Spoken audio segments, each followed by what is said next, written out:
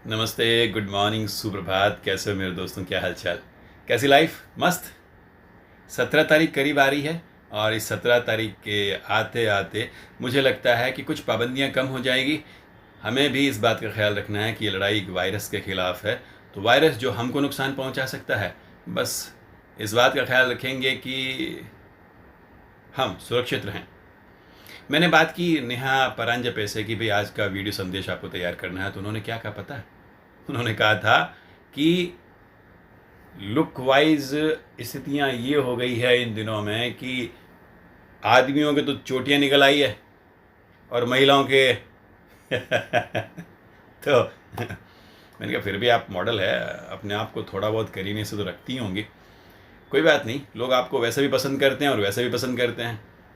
सच्ची बात तो ये है कि नेहा परांजपे ने टीवी में बहुत काम किया है, सीरियल्स बहुत बनाए हैं, दूरदर्शन के लिए बहुत सारे इंटरव्यू लिए हैं उन्होंने।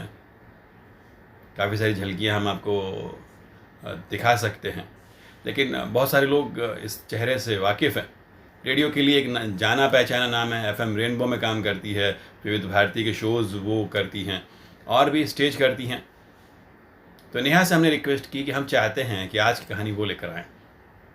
नेहा माना कि लोगों के चेहरों को इस वक्त वायरस का ग्रहण लगा हुआ है। अब देख लीजिए, इनको देख लीजिए, चोटियाँ निकल आई हैं इनकी। ये भी देखो, है ना? लेकिन फिर भी हम चाहते हैं कि आपके मुखारबिन से कुछ एक बोल फूटे जो कि कहानी के रूप में आए। तो नेहा परांजपे, आपका बहुत बहुत स्वागत। Please welcome. चलिए दोस्तों, शुरू करते हैं आज की हमारी कहानी। और इसका शीर्षक है या इसका नाम है किसान और बादल। गोपालपुर गांव में हर व्यक्ति किसान था। क्यों? क्योंकि उस गांव के किसानों को किसानी के अलावा कुछ और आता ही नहीं था। उस गांव को किसानों का गांव ही कहा जाता था। लेकिन उस गांव के लोग ज्योतिष बहुत मानते थे। तो एक बार क्या हुआ, उस गांव में एक जाने माने ज्योतिषी का आगमन हुआ। तो गांव के सभी लोग उस ज्योतिषी के पास जा पहुंचे और उन्होंने उस ज्योतिषी से उस गांव का भविष्य जानना चाहा। ज्योतिषी ने कुछ पढ़कर और कुछ देखकर सोच समझकर उनसे कहा, भविष्यवाणी करते हुए कहा कि अगले 10 साल तक इस गांव में बारिश नहीं होगी, सूखा पड़ेगा, अकाल पड़ेगा। तो यदि तुम लोग अपनी और अपने परिवार की जान बचाना चाहते हो तो इस गांव को छोड़कर किसी और गांव में, किसी दूसरे गांव में बस जाओ। गांव वाले बहुत बेचैन हो गए, परेशान हो गए ये बात सुनकर, और उन्होंने तुरंत ये फैसला किया कि हम लोग कल सुबह ही ये गांव छोड़कर चले जाएंगे। और उन्होंने घर जाकर अपना सामान बांधना शुरू कर दिया। लेकिन दोस्तों, उनकी बातें जो थी वो सुनकर गांव वाले तो बेचैन हो गए थे। लेकिन उस गांव में एक परिवार ऐसा था जो ज्योतिषी को नहीं मानता था। अब ज्योतिष को नहीं मानता था और वो परिवार, और उस परिवार का मुखिया था हरिया। हरिया उस ज्योतिषी को नहीं मानता था और उसने अपनी पत्नी और बच्चों से कहा कि अरे ये तो सब बेकार की बातें हैं, 10 साल तक तो सूखा पड़ ही नहीं सकता, कभी ना कभी तो बारिश होगी। तो ये बातें जब गांव वालों ने सुनी तो गांव के बड़े बुजुर्ग और कुछ पंचायत के लोग उससे जाकर मिले और हरिया को मनाने की कोशिश की, उसे उनके साथ गांव छोड़कर जाने के लिए मनाने की कोशिश की। लेकिन हरिया नहीं माना, अपनी जिद पर वो अड़ा रहा। इसके बाद अगले दिन सभी गांव वाले गांव छोड़कर जा चुके थे। पूरा गांव खाली हो गया था। 2 दिन तक हरिया तो घर में ही था, लेकिन 2 दिन बाद वो सोचने लगा कि अब क्या किया जाए। एक तरफ ज्योतिषी की भविष्यवाणी और दूसरी तरफ पूरा गांव खाली हो चुका था। तो उसने सोचा कि क्यों ना मैं खेत में जाकर खेत ही जोताऊं।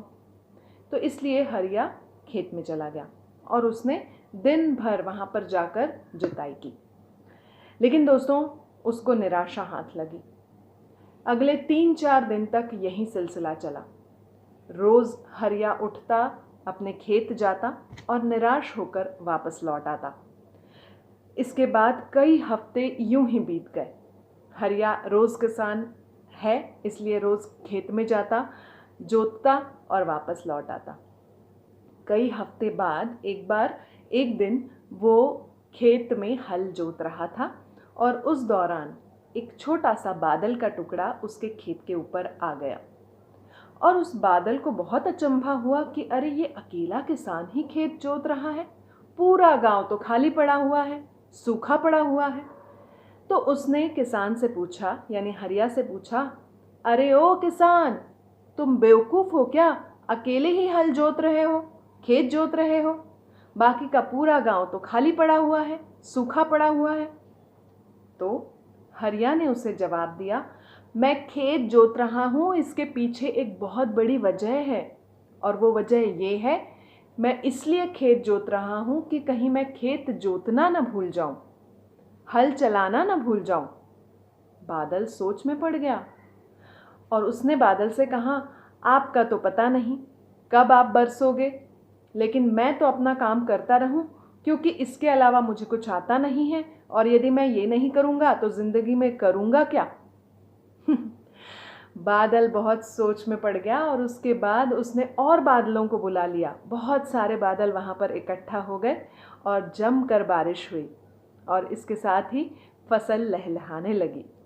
तो दोस्तों, ये एक छोटी सी कहानी थी जिससे हमें यही पता चलता है कि हमारी ज़िंदगी के हीरो हम खुद होते हैं, हमारे लाइफ के हीरो हम खुद होते हैं।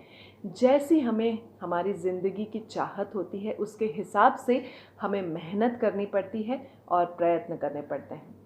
और ये एक बहुत ही अच्छा संदेश इस कहानी से हमें मिला।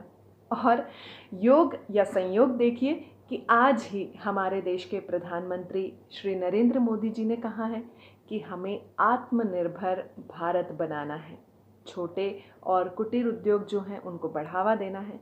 तो चलिए फिर देर किस बात की, जुट जाइए काम पर।